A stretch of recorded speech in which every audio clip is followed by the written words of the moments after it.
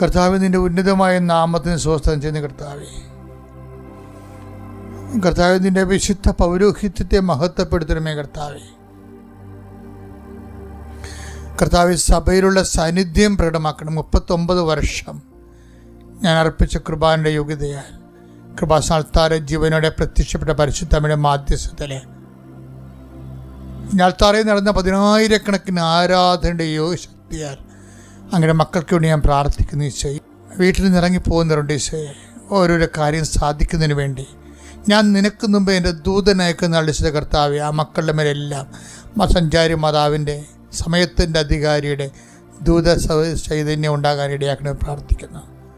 ജോലിക്ക് വേണ്ടി പരിശ്രമിക്കുന്നവരുണ്ട്, ആശുപത്രിയിൽ പോകുന്നവരുണ്ട്, പ്രമാണം ചെയ്യാൻ വേണ്ടി പോകുന്നവരുണ്ട്, അഡ്വാൻസ് കൊടുക്കാൻ പോകുന്നവരുണ്ട്, ഇൻ്റർവ്യൂവിന് പോകുന്നവരുണ്ട്.